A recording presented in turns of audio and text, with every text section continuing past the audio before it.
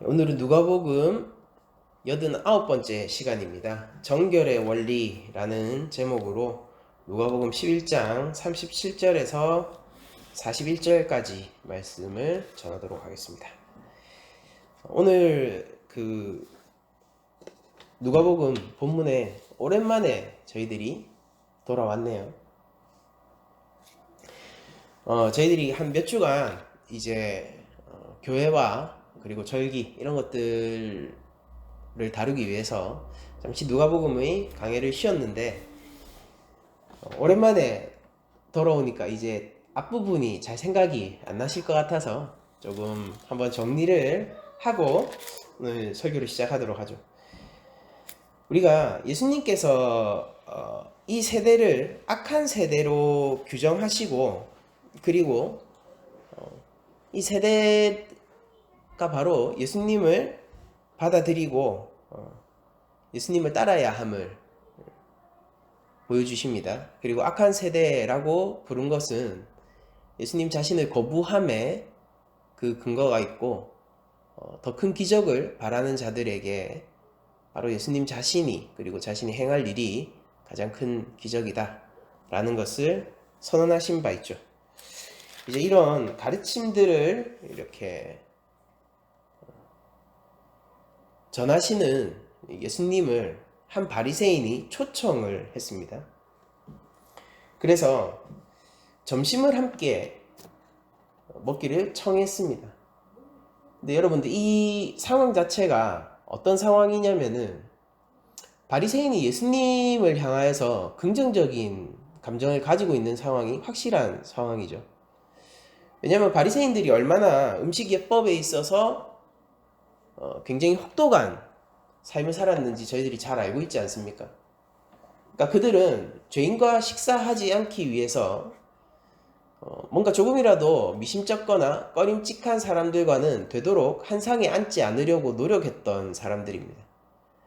근데 그 바리새인이 예수님의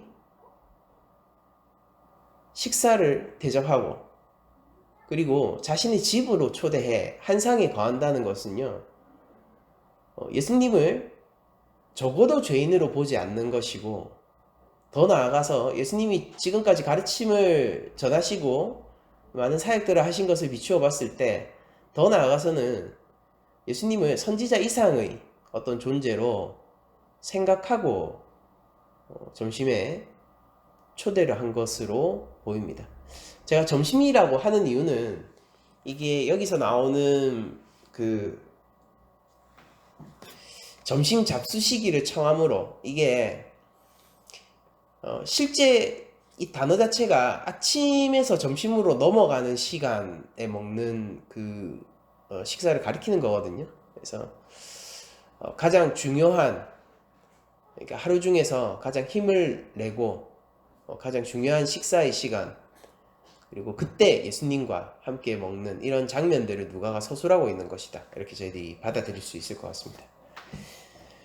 그래서 예수님도 바리새인이 식사를 청한 그 자리를 이렇게 들어가서 함께 식사하시는 장면을 볼 수가 있습니다. 그러니까 예수님이 바리새인에 대해서 특별히 편견을 가지고 계시거나 그를 특별히 거부한 것이 아니라 바리새인이 초청에 순순히 응했을 뿐만 아니라 그 식사 자리에 함께 이렇게 착석한 것을 저희들이 볼 수 있는데요. 이제 문제는 거기서부터 발생하는 거죠. 그러니까 바리새인도 예수님에 대해서 아주 중요한 분으로 인식을 하고 긍정적인 감정을 가지고 있고, 그리고 또한 예수님도 이 바리새인들에게 특별한 악감정 없이 오히려 호의적으로 그들의 초대에 응하신 장면을 보게 되는데, 밥을 먹기 전에 치르는 정결 예식의 부분에 있어 가지고 차이가 발생하게 된 겁니다. 예수님께서, 그리고 또한 그 제자들도 있었겠죠. 예수님과 그 제자들이 손을 씻지 않고 밥을 식사 자리에 들어오는 것을 보고 이제 바리새인이 조금 이상하게 여겼어요. 이건 단순히 밥 먹기 전에 손 씻고 먹어야지, 이런 거는 저희들이 이 보건의 공중보건의 관점에서 오늘날 저희들에게도 권장되는 건데 그런 관점이 아니라 어떤 예식의 관점에서 오늘날 저희들이 주일날 예배를 드리고 있잖아요. 이게 이 예배가 겉모양은 어떻습니까? 예식의 형태를 지니고 있죠. 그런 어떤 예식의 관점에서 손을 씻지 아니하는 것을 이상하게 여긴 사건이 오늘 기록되어 있습니다. 주님께서 그런 바리새인의 이상함을 이렇게 대답하시는 장면이 보여지게 되는데 주께서 이르시되 너희 바리새인은 지금 장과 대접의 겉은 깨끗이 하나 너희 속에는 탐욕과 악독이 가득하다. 어리석은 자들아 겉을 만드시니가 속도 만들지 아니하셨느냐. 그러나 그 안에 있는 것으로 구제하라. 그리하면 모든 것이 너희에게 깨끗하리라 라고 말씀하신 것을 저희들이 보게 됩니다. 그러니까 여기서 지금 핵심적인 그 논쟁은 무엇이냐면요. 정결에 대한 논쟁이 지금 벌어지고 있는 것입니다. 그러니까 바리새인이 예수님이 손을 씻지 않고 밥 먹는 것을 이상하게 여긴 이유는 왜 더럽게 저렇게 먹지가 아니에요. 오히려 뭐에 가까웠냐면은 왜 오늘날로 치면은 왜 식사기도도 안 하고 밥 먹지에 더 가까운 거예요. 그리고 오늘날 저희들이 식사기도를 생각하는 것보다 정결 예식은 밥 먹기 전 손을 씻는 정결 예식은 조금 더 무거운 예전 행위입니다. 그래서 뭐랑 비교하면 좋을까라고 생각을 해보다가 이게 조금 무리할 수는 있는데 왜 저 사람은 주일날 교회를 안 나오지? 라는 의문을 품는 것과도 비슷하다고 볼 수 있을 것 같아요. 그러니까 바리새인들에게 있어서 이 정결 예식이라는 것은 하나님 앞에 자신을 깨끗하게 유지하는 방법이었고요. 단순히 뭐 더러운 거 손에 묻었으니까 아니면 좀 더 공중보건의 관점에서 병에 걸리면 안 되니까 이런 것들을 훨씬 넘어서는 아득히 넘어서는 하나님 앞에서의 어떤 행위였던 것이죠. 그리고 예수님을 향하여서 긍정적인 감정을 품고 있고 더 나아가서는 선지자라고 생각하고 있었던 이 바리새인에게 예수님이 솔선수범해서 하나님의 말씀을 어기고 있는 이 장면은 굉장히 의아한 장면, 그리고 자기가 예수님에게 가지고 있었던 긍정적인 감정을 모두 뒤엎을 만한 그런 사건이었다라고 얘기를 할 수 있을 겁니다. 약간 상황이 이런 거랑 비슷하다라고 볼 수 있어요. 제가 어떤 목사님을 만나게 된 거예요. 근데 너무나도 존경스럽고 제가 이제까지 보지 못했던 굉장히 훌륭하신 분이다 라고 생각을 했는데 주일날 교회 출석을 안 한대요. 약간 지금 제 마음에 무슨 생각이 들까요? 하나부터 지금까지 제가 그 목사님을 봐오고 존경스러운 부분이 있다라고 생각했던 그 생각들을 하나부터 열까지 모두 제거할 수밖에 없는 상황이 나올 수도 있겠죠. 그러니까 바리새인에게는 약간 그런 상황이 벌어진 겁니다. 왜 정결 예식을 드리지 않지? 하나님의 사람인 것 같은데 왜 하나님의 말씀을 정작 이행하지 않지? 라는 생각들이 들고 있는 것이죠. 근데 예수님은 그런 바리새인의 의문에 굉장히 강하게 반응하고 계세요. 우리가 시간이 지날수록 이 본문을 계속 이어서 볼 테지만은 예수님의 그 발언이 얼마나 강했냐면은 옆에서 듣고 있던 율법 교사들도 화가 날 정도였습니다. 아니 이렇게까지 얘기하시면은 그럼 저희들도 지금 모욕을 주시는 겁니다 라고 얘기할 만큼 굉장히 강하게 반응을 한 것입니다. 예수님께서는. 그럼 예수님은 왜 이렇게 그 바리새인의 이런 의문에 강하게 반응을 하신 것일까? 예수님이 지적하고 계신 지점은 무엇일까? 저희들이 한번 살펴보면 이런 겁니다. 예수님은 계속해서 악한 세대에 대해서 앞선 본문들을 통하여서 얘기를 했죠. 악한 세대에 대해서 얘기를 했고, 악한 세대라는 것은 무엇과 연관이 있느냐면은 곧 구원의 메시아로서의 나를 받아들이지 않는 세대에 대한 책망 같은 것이었죠. 예수님의 제자로서 예수님을 따라야 하는 것에 대한 책망이 바로 악한 세대의 기준점인데, 재밌는 건 여러분들, 당시의 바리새인들의 어떤 사상들을 저희들이 다른 문헌들을 통해서 좀 이렇게 다시 형성해 보면 어떤 결론에 이르게 되냐면은, 이 바리새인들도 이 세대를 악한 세대라고 생각했습니다.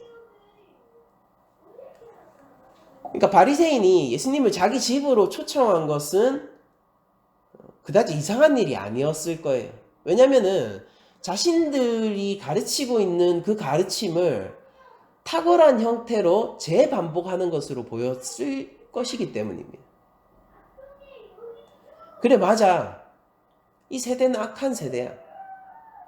그래, 맞아. 저분 말씀처럼 이 세대는 하나님 앞에 회개해야 해. 이 모든 예수님의 가르침 가운데 바리새인이 동의하지 않을 수 있는 부분은 단 하나도 없었을 거예요.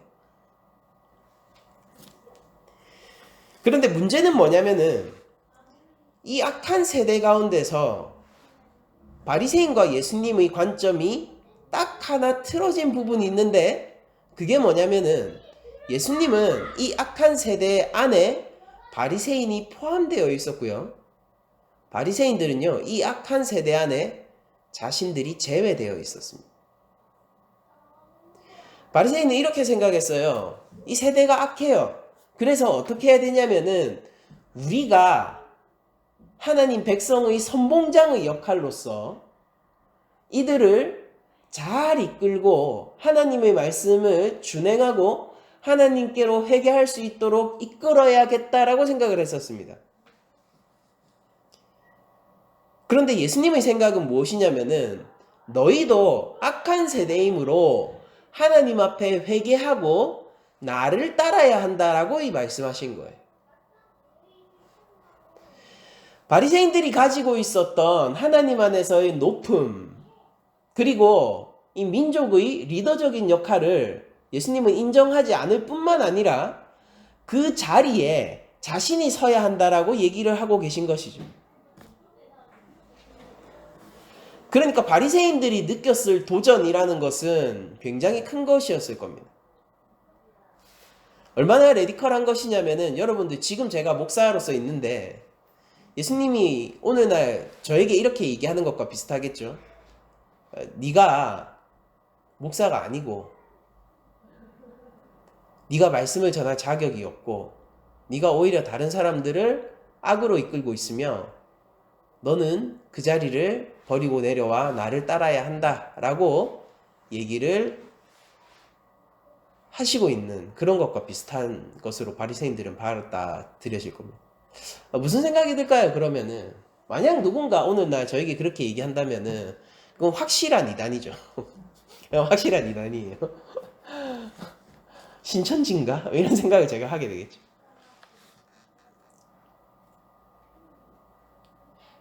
그런데 예수님은 하나님 아들이 자격으로 그 말씀을 하시고 계시고, 바리새인이 기다리고 있던 메시아의 자격으로 그 말씀을 하시고 계신 것입니다. 그러니까 여기서 그 메시지가 기쁨으로 다가올 것이냐 아니면은 위협과 분노로 다가올 것이냐, 이것은 예수님에 대한 인식이 모든 것을 가르게 됩니다. 왜냐하면 바리새인도 메시아를 기다려오고 있기 때문입니다.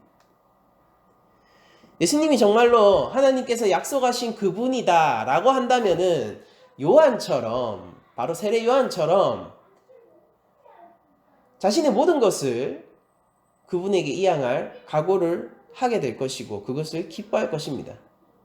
그런데 예수님을 메시아로 알아보지 못하고 그분을 선지자 정도로 생각한다면은 바리새인들은 지금 선을 넘고 있는, 내가 가졌던 긍정적인 감정을 하나부터 열까지 다시 한번 재고해 봐야 되는 무언가 이상하고 하나님께 위협적인 사람을 내 앞에 두고 있다라고 생각하게 되는 것이죠.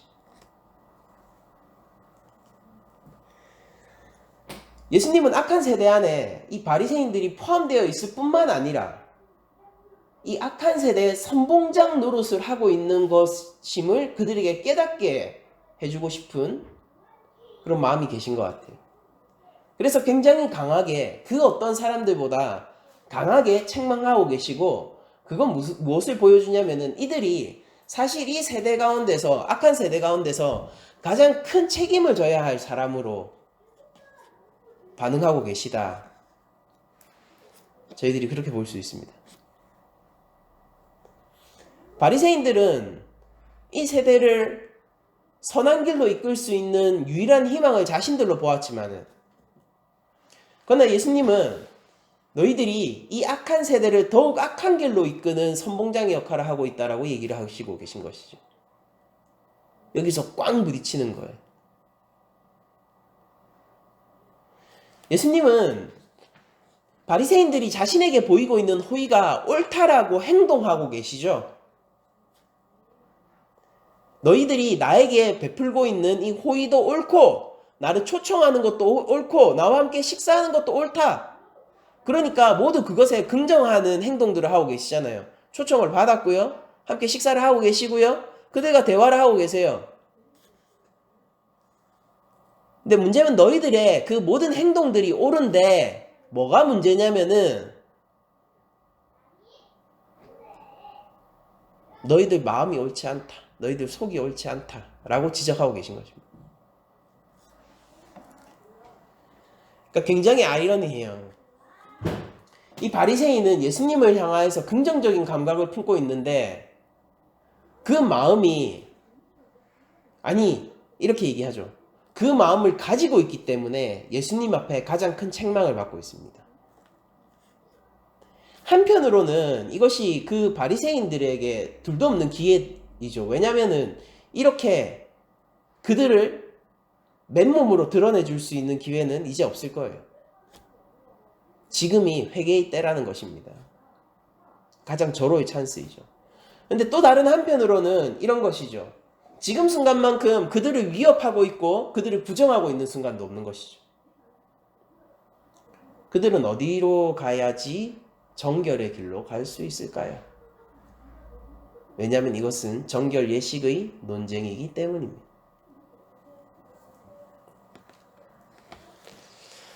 바리새인은요,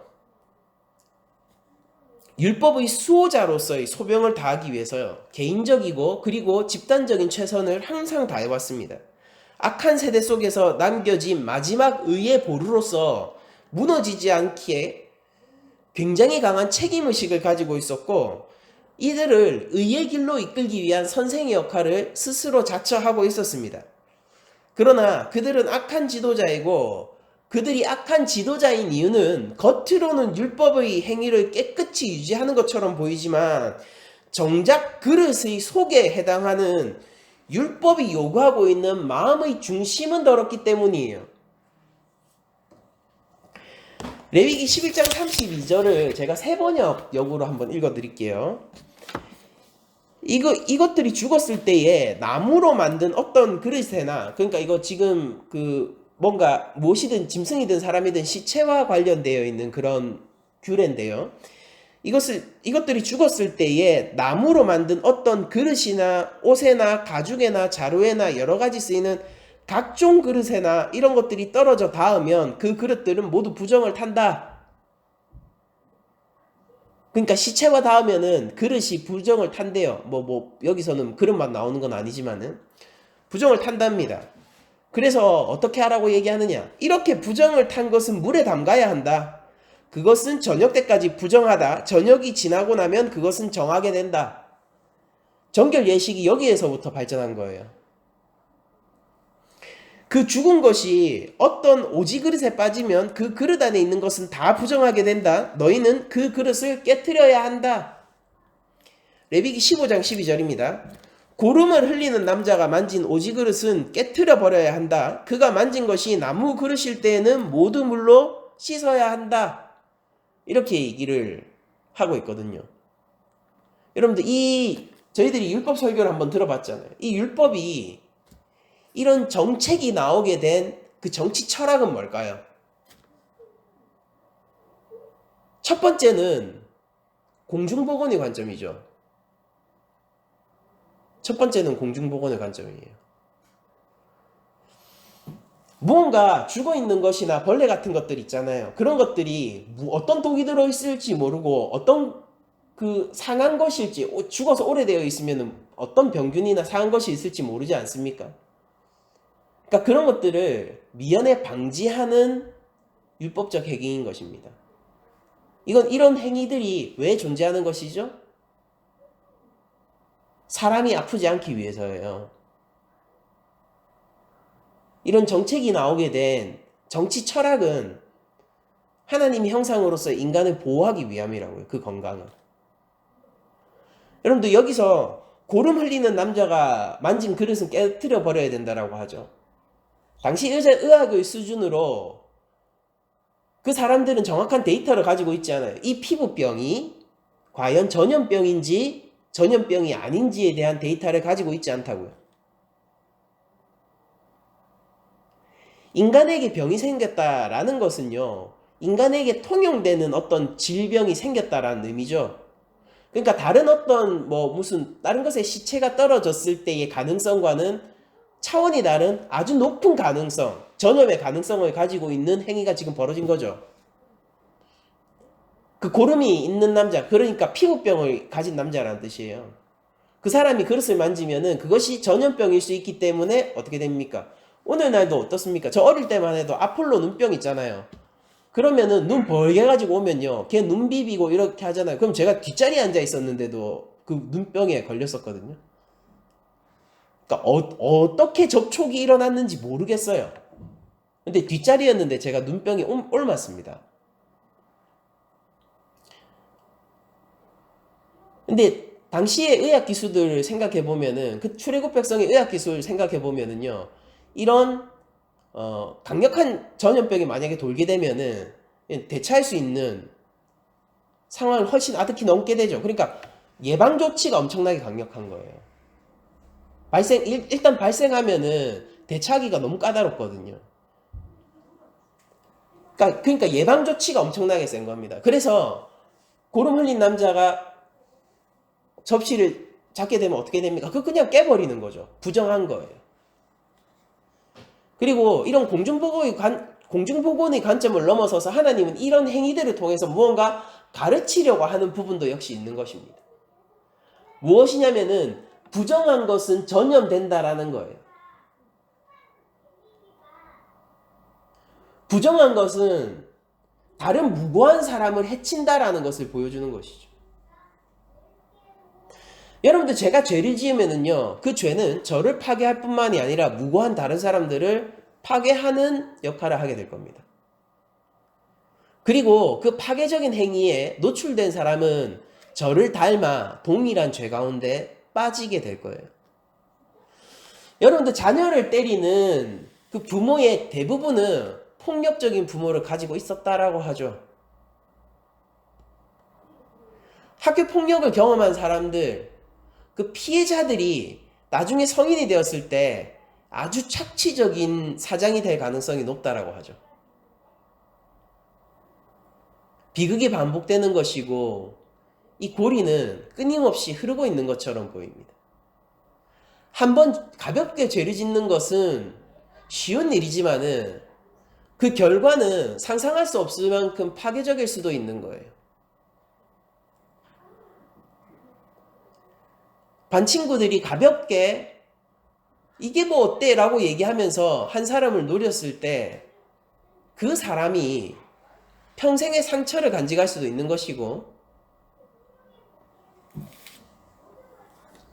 야, 이게 10만원 정도 좀 훔치는 거 어때? 라고 해서 훔쳤는데 그게 폐지를 한 달간 팔아서 모은 돈일 수도 있다라는 겁니다. 죄라는 것은, 이 부정한 것이라는 것은 작게 시작하여서 빠르고 크게 전파된다는 것을 이런 부정의 원리를 통하여서 하나님께서 교육하는 측면은 또 있는 것이죠. 그러니까 이것이 예전에 속하는 거예요. 하나님은 일상의 행동들을 통하여서 그 하나님의 백성들이 무엇이 옳고 그른지를, 그리고 하나님께서 기뻐하시고 하나님께서 미워하시는 것이 무엇인지를 항상 알기를 원했습니다. 출애굽 백성들이 율법 가운데 있다는 것은 무엇이냐면은 24시간 동안 하나님에 대해서 배우는 것이고 24시간 동안 하나님께 온전히 순종할 수 있는 자로 훈련되어져 간다라는 뜻이었어요. 그래서 이런 공중보건의 지점에서조차 교육적인 예전적 행위가 결합되어 있는 것입니다. 그런데 시간이 지나면서 여기서 발전을 했습니다. 이 율법은 원래 어떤 것이었냐면 사람을 위한 것이었어요.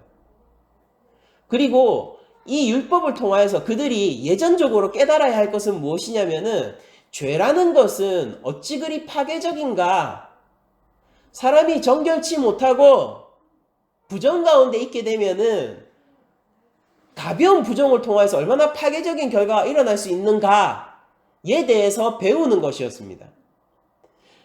그런데 지금 오늘날 나오는 바리새인들은 이것을 고도화 발전시켜 가지고요 율법을 버렸어요. 여러분들 그러니까 제가 고도화하고 발전을 시켜서 율법을 버렸다는 말을 잘 생각해 보세요. 예전에는 밥 먹을 때마다 손 씻지 않았어요. 근데 지금 좀 시간 좀 지나다 보니까 바리새인들이 하나님의 율법을 너무 사랑하다 보니까 밥 먹을 때마다 손을 씻게 됐거든요. 하나님 말씀을 얼마나 사랑하면은 밥 먹을 때마다 손을 씻게 되었습니까? 그쵸? 하나님 말씀이 얼마나 중요하면은, 아니 고름이 있을 때만 그러니까 피부병이 있을 때만 그 접시를 깨면 되는데, 그런 게 없음에도 불구하고 혹시 문제가 될까봐 손을 씻는다라는 것이죠. 행위 자체는 괜찮아요. 문제가 없어요. 고도화되고 발전화된 겁니다. 이거 자체는 문제가 없어요. 바리새인들이 밥 먹기 전에 그릇 씻는 것에 굉장히 주의를 기울였습니다. 왜냐면은요, 혹시라도 나의 팔이라도 떨어져서 죽어 있으면 안 되니까요. 그래서 잘 살폈다고요, 그릇을. 그릇 놨죠. 바닥에 놨는데 그 식탁 위에서 일이 발생될 수도 있잖아요. 나의 팔이 떨어져서 죽을 수 있는 거 아닙니까? 그러니까 항상 주의를 기울였습니다. 좋아요. 그 행위 자체는 문제가 될 게 없어요. 아니, 저희도 그런 말이 있지 않습니까? 조심하는 것은 지나쳐서 나쁠 게 없다 라는 말도 있잖아요. 그러니까 예방의 관점에서 보면은, 어떤 보건의 관점에서 본다면은 이런 행위들이 문제가 될 만한 게 없죠. 오히려 더 칭찬해 줄 만한 부분도 분명히 있을 겁니다. 근데 문제는 뭐냐면은 이 사람들이 핀트를 벗어난 거예요. 이 행위 자체가 하나님 앞에 가치 있는 것이라고 여기기 시작한 것입니다.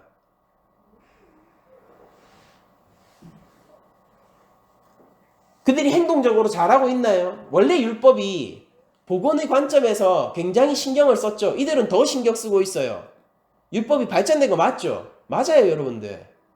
고도화되었습니까? 고도화된 거 맞아요. 근데 그들이 거기에서 배워야 할 것은 그게 아니었다고요. 예수님이 지적하고 있는 게 바로 그겁니다. 그 사람들이 그것이 예식으로 지정된 이유를 모르고 있다고요. 그럼 그냥 복음법에 있으면 되는 거 아닙니까? 그냥 복음법에 있으면 되는 거 아니에요. 바리새인들은 지금 결론적으로 이런 행동을 하고 있는 겁니다. 복음법을 잘 지켜놓고 그걸 가지고 형사상 무죄를 주장하고 있는 거예요. 그러니까 그 관련이 없다는 것입니다. 하나님 앞에서 정결해지는 것은 손을 잘 씻거나 그릇을 잘 씻는 것에 있는 것이 아닙니다. 과거 출애굽 백성에게 그런 복원적인 법이 예식의 형태로서 하나님 앞에 정결과 부정의 모습으로 교육을 받아야 했던 것은 그들이 일상 가운데서 늘 하나님의 거룩하심을 배웠어야 했기 때문에 그렇게 한 것일 뿐인 거예요. 바리새인들은 정말로 진정한 의미에서 그 율법을 계승하고 발전시키고 고도화했다면은 이런 행위들을 통하여서 더욱더 하나님을 경외하는 방법들을 배웠어야 했을 것입니다. 이런 행위들을 함으로써 더욱더 하나님을 두려워하는 행위로 나아갔어야 할 것이라고요. 더욱더 하나님 앞에서 자신이 하나님 백성임을 점검하고 회개하는 쪽으로 나아갔어야 했을 것이라고요. 근데 결론은 지금 어떻습니까? 그들은 스승됨을 자처하고 있어요. 그들은 이 약한 세대의 마지막 희망으로서 자신들을 내세우고 있습니다. 그들은 하나님 앞에서 자신을 자랑스러워하고 있고 하나님께서 자신을 인정해 줄 것이라고 믿어 의심치 않고 안아하고 있는 자들입니다.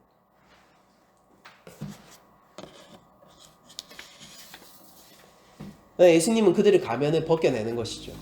아니야. 너희들이 그릇에 겉은 깨끗이 하고 있지.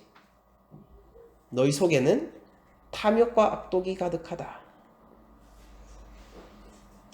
그러면서 비난하십니다. 제가 비난이라고 얘기했죠. 굉장히 세게 지금 얘기하고 계신 거예요. 이 공격적인 자리거든요. 근데 어리석은 자들아 이렇게 얘기해요.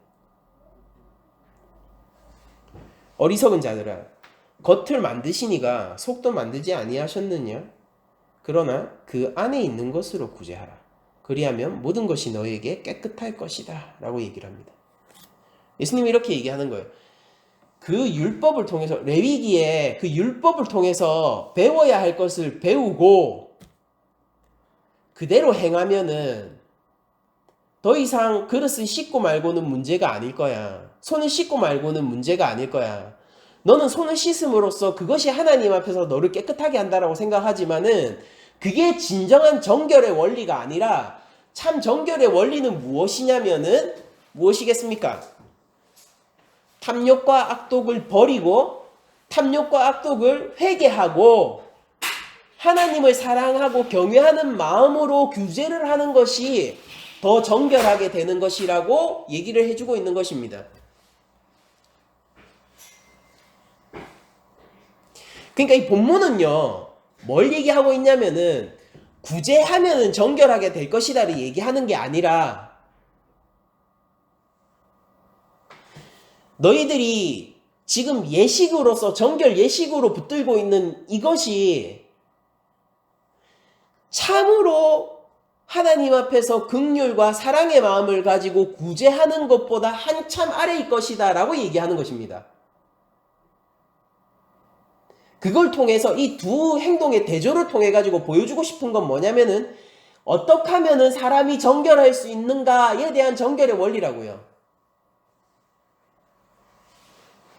여러분들 바리새인들은 이미 구제 활동을 하고 있습니다. 일주일에 2번씩요. 저희 구제 활동 몇 번 합니까? 1년에 한 2번 정도 합니까? 이 사람들은 일주일에 2번씩 구제 활동을 하고 있는 사람이에요. 그러니까 구제하면은 정결해질 것이다 하는 것이 아니라 봐라, 네가 하는 지금 정결 예식에서 하고 있는 이 행동이 네가 자랑스러워하는 구제에서도 똑같다. 너는 어리석은 자다. 네가 구제를 하고 있는 그것조차도 하나님을 두려워함이 거기에 어디에 있느냐? 오히려 네가 죄를 짓고 있구나. 우리가 다음 주에 보겠지만은 그들은 자신이 스승이라고 얘기하면서 다른 사람들에게 죽음의 기운, 부정을 이게 평토장한 무덤으로 표현되고 있거든요. 그러니까 무덤인지 모르고 밟고 서 있게 하는 겁니다. 근데 시체다 하면 어떻게 되는 거예요? 부정해지는 거잖아요. 그러니까 너는 네가 사람들에게 의를 전파하고 하나님의 율법을 전파한다라고 하지만은 정작 어떻다라는 거예요? 네가 사람들을 부정하게 만드는 길을 전파하고 있구나. 너의 악한 영향력과 악한 가르침으로 다른 사람도 배나더 지옥 자식으로 만들고 있구나. 이런 얘기를 예수님께서 지적하고 계신 것이죠. 예수님은 단순해요. 바리새인들에게 회개를 요청하는 것입니다. 자기 일을 없애라는 것이에요. 네가 손을 몇 번 씻었는데, 그래서 하나님 앞에 얼만큼 깨끗해졌는데, 네가 그래서 손을 안 씻는 누군가를 몇 번 비판했는데, 그 비난으로 너는 하나님 앞에서 얼마나 너를 변호할 수 있는데, 겉을 만드시니가 속도 만드셨다. 너의 겉을 정결하게 유지하고 있는 척 하지 말고 속이 정결해야 될 거 아니냐?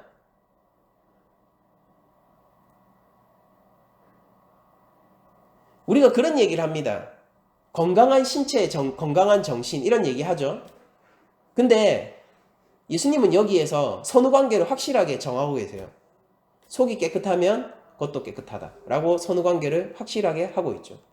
하나님을 두려움이 있으면은 그럼 거기에서 나오는 행위는 선한 거예요. 하나님을 사랑함이 있으면은 거기에서 나오는 행위는 우리를 정결하게 하는 것입니다. 이웃에 대한 긍휼함이 있으면 거기에서 나오는 행위는 우리를 정결하게 해요. 이웃에 대한 사랑이 있으면은 거기에서 나오는 행위는 우리를 정결하게 합니다. 그러나 역은 조심해야 돼요. 역이 성립하지 않을 수도 있습니다.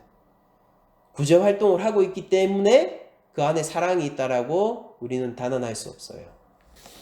우리들은 많은 정치인들 그리고 기업가들이 크리스마스에 물량 폭탄을 쏟아내면서 보육원 이런 데를 방문하는 것을 봅니다.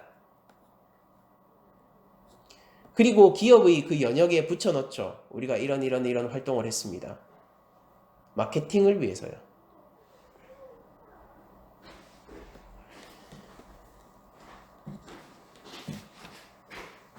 저는 이런 지역을 위해서 이런 활동을 꾸준히 하고 있습니다. 득표를 위해서요. 여러분들 구제 활동을 하고 있지만은 우리가 그 구제 활동을 통하여서 그에게 사랑이 있다는 것을 확증할 수는 없어요. 그러나 여러분들 우리 안에 하나님을 향한 사랑이 있고 이웃을 향한 사랑이 있으면은 그 행위가 조금 모자란다 할지라도 그것은 우리를 정결하게 만듭니다.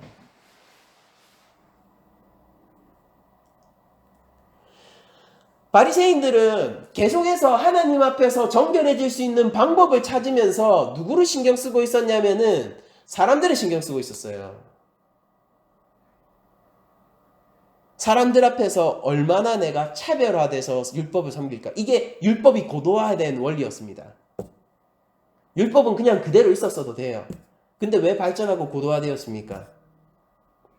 어떻게 하면 이 사람들은 못하는데 나는 하는 걸 찾을까? 이런 거예요. 경쟁이죠, 경쟁. 야, 너는 그릇에 빠졌을 때, 그릇에 그 날파리나 이런 게 빠졌을 때, 그때 씻는다고? 그때 물에 담궈둔다고? 야, 나는 덥게 씌워둘 거거든. 이런 겁니다. 야, 넌 피부병 있을 때만 그릇을 깬다고? 아, 난 무조건 매일 손 씻을 거거든. 이런 거예요. 아니, 더 나아가서 난 식사 전마다 씻을 거거든. 식사 전 30분 전? 야, 니 30분 전이야? 나는 식사하기 바로 전인데. 막 이렇게.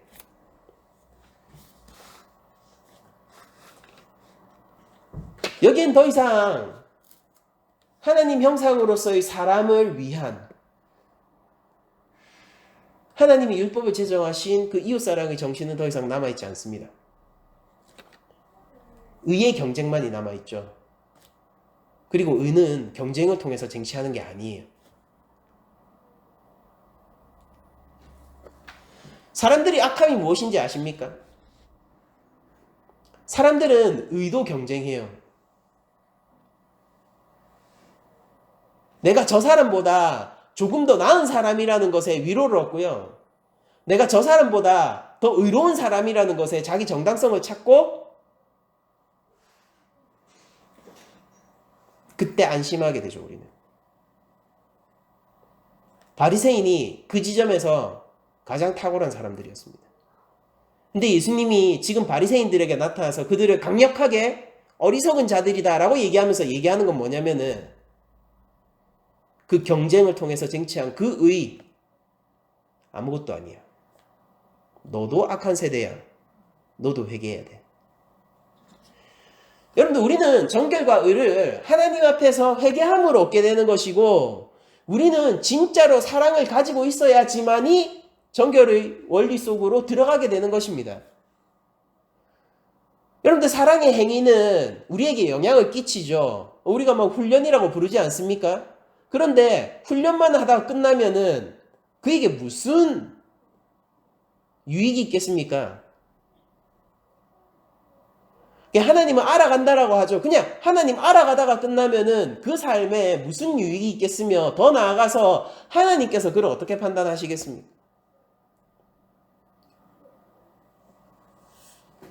그러니까 우리는 하나님을 알아야 하는 것이고, 하나님을 경외해야 하고 있어야 하는 것이고, 하나님을 사랑하고 있어야 하는 것이죠. 우리는 이웃을 하나님의 형상으로서 인정하고 있어야 하고요. 지금도 그들을 향한 긍휼함을 가지고 있어야 하고, 그들이 하나님 형상으로서의 최소한의 가치들이 유지되어야 된다라고 우리가 굳게 믿고 그렇게 행동하고 있어야 합니다. 지금도 이웃을 사랑해야 하고요. 이웃을 사랑하려고 하고 있습니다 라고 하나님 앞에서 얘기해 보세요. 그러면은 내가 하나님을 알아가려고 하고 있습니다 라고 하나님 앞에서 얘기해 보라고요. 그래서 제가 이렇게까지 하고 있지 않습니까? 라고 얘기를 해보라고요. 그럼 그 즉시 하나님은 그 마음의 중심을 까발려 버리실 거예요. 네가 경쟁하고 있는 것은 무엇이냐라고 물어볼 거라고요. 무엇으로 네가 차이가 난다고 생각하느냐라고 얘기를 할 거라고요. 여러분들, 우리는 남들보다 높아짐으로써 하나님 앞에 인정받는 게 아니라 오히려 남들보다 더 낮아짐으로 하나님 앞에 인정을 받는 것입니다. 저 사람이 회개할 것이 하나 있을 때 우리 크리스천들은 하나님 앞에서 회개할 게 10개여야 돼요. 저 사람이 마음을 조금 찢을 때에 우리는 하나님 앞에서 마음을 완전히 찢는 사람들이 되어야 된단 말이죠. 저 사람이 하나님 앞에서 자랑할 것이 5개일 때 우리가 하나님 앞에서 회개할 것이 50개여야 합니다. 그게 크리스천이에요. 그게 예수님을 따르는 자들입니다. 바리새인들은 정확히 반대 지점에 서 있는 것입니다. 저 사람이 하나님 앞에서 자랑할 게 5개일 때 내가 자랑할 게 50개예요. 저 사람이 회개할 게 5개일 때 나는 회개할 것이 없음으로 자랑하는 자들입니다. 너 5개나 회개했어? 나는 이번 한 주간 살아오면서 난 회개할 게 없었어. 바리새인이 이 자리에 있었고 우리 예배에 참석했다면요, 참회기도 이 시간에 당당히 앞에 나와서 눈을 뜨고 서 있었을 거예요. 왠지 아십니까? 너희들은 그렇게 한 주간 동안 죄 많이 짓고 와서 회개할 거 많지, 나는 회개할 거 없어. 하나님, 인정해 주십시오. 나는 한 주간을 얼마나 엄격하게 살아왔는지 알아? 내가 얼마나 신경 써서 너희들이 상상할 수 없을 만큼의 노력을 들여서 한 주간을 살아왔는지 알아? 아주 열심히 했다고. 그래서 앞에 와서 우리가 참회기도 하고 눈 감고 하나님 앞에 고개를 숙이고 있을 때 그 사람은 당당하게 서서 우리 앞에서 하나님께 손을 들고 하나님을 찬양하고 있을 겁니다. 지금 저 고개 숙인 자들과 제가 다름을 감사합니다. 이렇게요. 실제 그 모습이 기록되어 있죠, 성경에는. 여러분들, 우리들은 무엇이 우리를 정결하게 하는지 잘 생각해야 돼요. 겉은 사람들에게 보이지만은 속을 만드신 이가 하나님이므로 하나님은 우리의 속을 아십니다. 우리 마음속에 탐욕과 악독을 가지고 있으면서 하나님 앞에서 정결하다라고 얘기할 수 없는 것입니다. 우리가 하나님 앞에서 회개해야 하는 이유이고, 우리가 이 악한 세대를 향한 예수님의 가르침처럼 우리가 예수님을 따라야 하는 이유이기도 한 것입니다.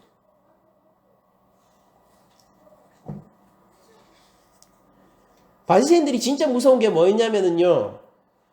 얼마나 교묘한 거짓말을 했냐면 자기 자신마저 속이는 거짓말까지 할 수 있었다는 거죠. 그리고 저는 이것을 우리 한국 교회 안에서 봅니다.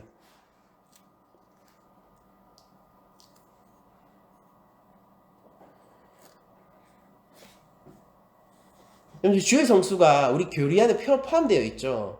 웨스트민스터 신앙고백서 안에 주일 성수의 교리가 포함되어 있어요. 근데 주일 성수하는 것이 우리의 삶을 보장하는 것이 아닙니다. 구제는 크리스천의 가장 강력한 삶의 원리 중에 하나입니다. 근데 구제한다고 해서 우리의 영혼이 안전한 건 아니에요.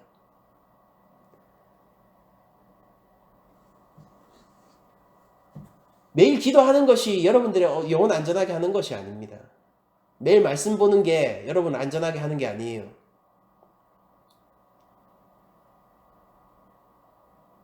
내가 교리적인 지식이 더 많다고 해서 그것이 내 영혼을 안전하게 만들지 못할 것입니다. 내가 남들보다 더 열심히 산다고 해서 그것이 나를 더 안전하게 만들지 못할 거예요. 옳은 길을 선택하고 옳은 길을 살아야 하는 것입니다.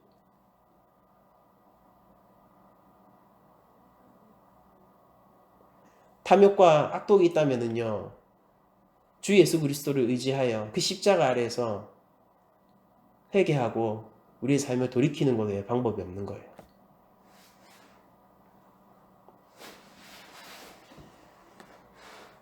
우리 마음에 탐욕과 악독이 있는데 그것을 들키지 않기 위해서 사중벽을 쌓고 금고 안에 꽁꽁 숨겨 놓아도 겉을 만드시니가 속도 만드셨다는 사실이 우리를 절망케 할 것입니다. 탐욕과 악독을 어떻게든 안 보이기 위해서 그것을 깨끗하게 칠하고 아주 예쁜 페인트로 새롭게 색칠한다고 해도 겉을 만드시니가 속도 만드셨다는 사실이 우리를 절망하게 할 거라고요. 하나님은 속지 않으실 거예요.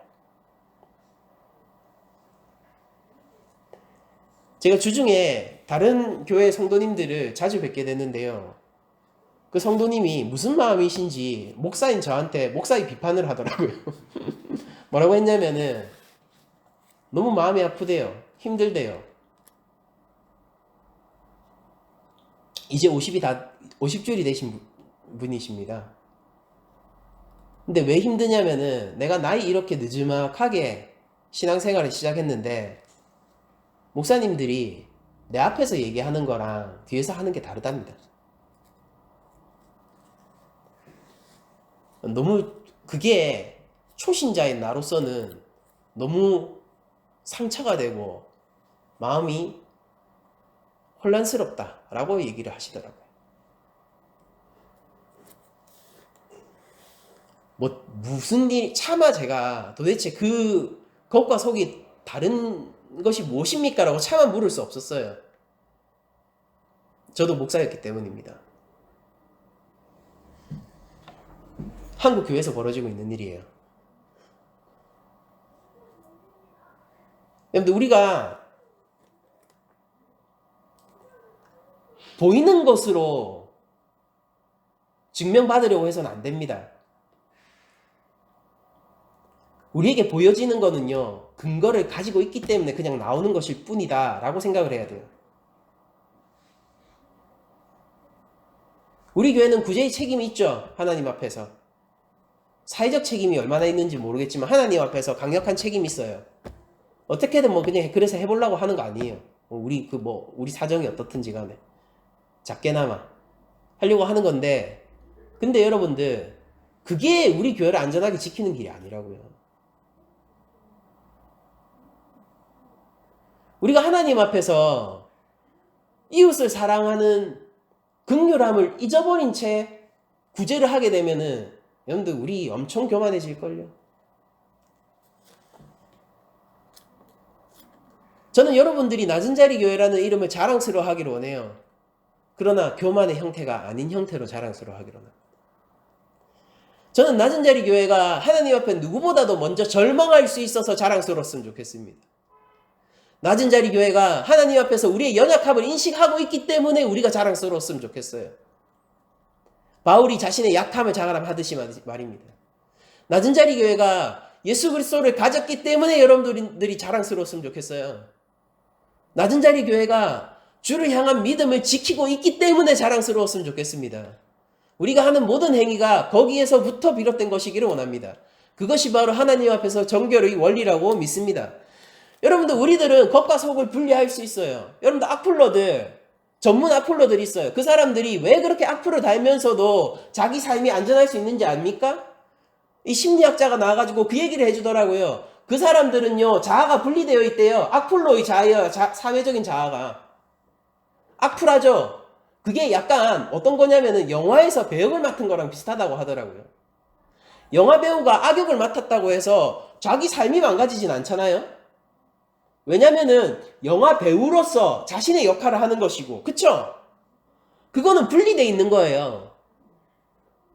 자기가 직업 윤리를 정확하게 가지고 있는 영화 배우라면은 악역을 더 악하게 소화해내는 것이 자기 직업 윤리에 맞죠? 근데 그게 그렇다고 해서 자기의 삶을 망가뜨리진 않잖아요. 악플러도 똑같답니다. 분리한답니다. 인터넷상의 자기는요, 다른 자아예요. 연기하는 자아랍니다. 그래서 괜찮대요. 그래서 아주 젠틀하고 나이스한 사람이 인터넷상에서 돌변할 수도 있다는 겁니다. 근데 너무 억울하지 않아요? 그렇게 하면 자기 실생활에도 좀 영향을 미쳤으면 좋겠는데, 그렇게 한다고 해도 자기 삶에는 영향을 미치지 않는데요. 악플러들은 더 많은 재미를 느낀다고 합니다.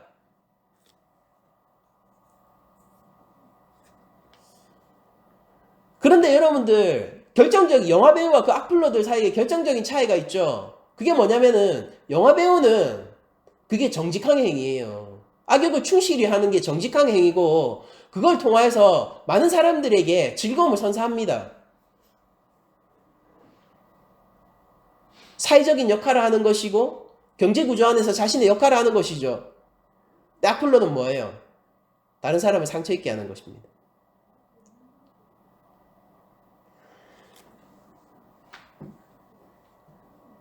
우리 크리스천들은요, 정직해지려고 노력해야 돼요.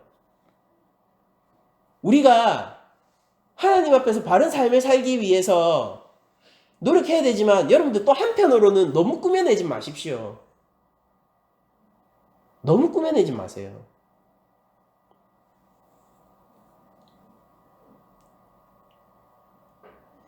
내가 믿음의 분량이 이것밖에 안 되는데 그걸 뚫고 넘어가려고 노력은 해야겠지만은, 근데 그거 넘어선 척은 하지 말자고요.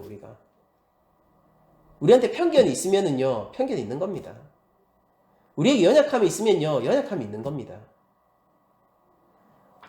내가 사람들한테 또 이런 평가를 받으면, 하나님, 여기서 제가 또 이런 사랑을 하지 못하고 또 이런 평가를 받으면은 제가 크리스천으로서 참. 근데 여러분들, 기쁜 소식이 있습니다. 여러분은 하나님을 대변하지 않아요. 주 예수 그리스도가 하나님을 대변했습니다.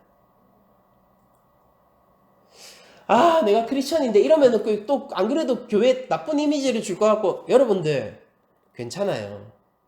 사람의 시선보다 하나님의 시선을 신경 쓰시고 우선 나의 영혼의 안전을 생각하십시오.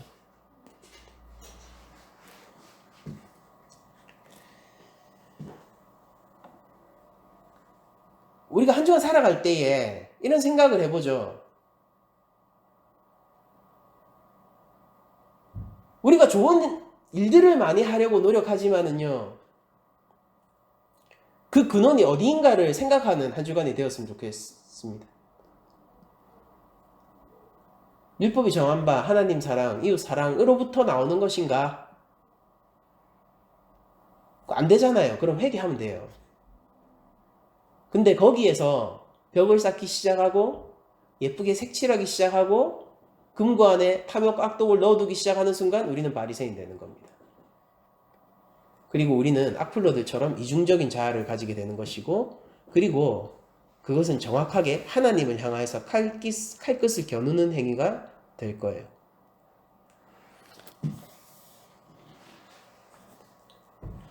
교회에서의 모습과 가정에서의 모습을 동일하게 유지하십시오.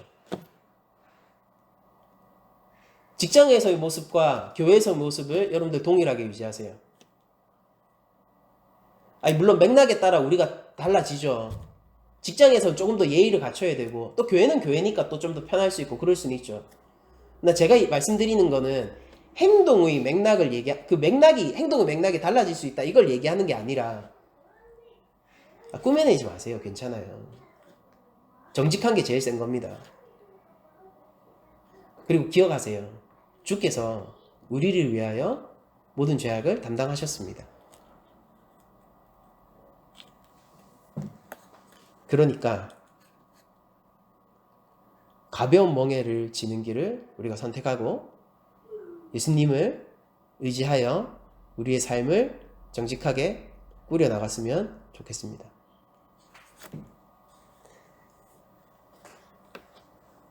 많은 종교적인 행위는 우리를 정결하게 하지 못할 것입니다.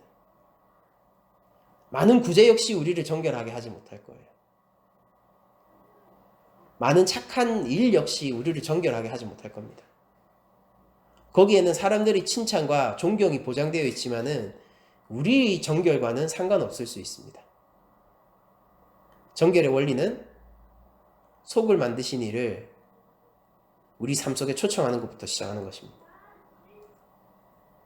하나님을 사랑하고 이웃을 사랑하라는 하나님의 명령을 따라 한 주간 깊이 하나님과 함께 동행하는 삶을 살고 이웃을 향한 사랑과 긍휼함을 가질 수 있는 여러분들이 되시기를 축복하면서, 그러면 거기에서 나오는 것은 모자라고 조금 어리석다 할지라도 다 깨끗한 거예요. 손 못 씻고 밥 먹어도 깨끗한 겁니다.